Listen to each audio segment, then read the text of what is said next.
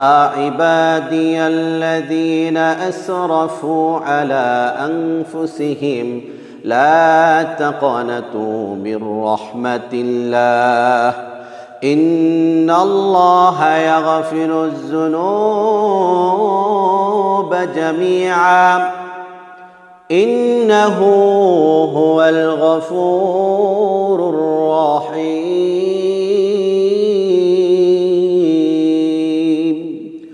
আল্লাহ রাব্বুল আলামিন বলেন, হাবিব মুহাম্মদ সাল্লাল্লাহু আলাইহি ওয়াসাল্লাম নবী হে আমার, কুল ইয়া ইবাদিয়াল্লাযীনা আসরাফু আলা আনফুসিহিম লা তাকনাতু মির রাহমাতিল্লাহ।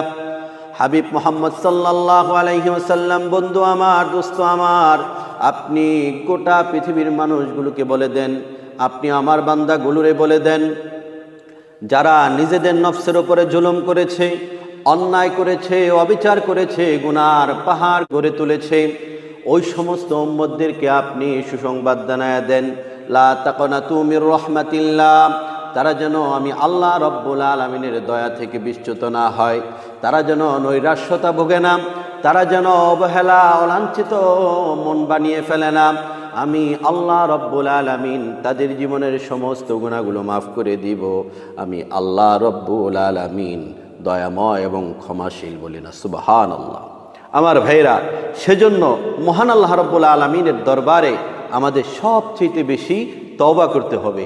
তওবা মানুষকে খাঁটি বানায়, তওবা মানুষকে ইমানদার বানায়, তওবা কবরের আযাব মাফ করে আল্লাহর জান্নাত নসিব করে দেয়, বলি আমিন।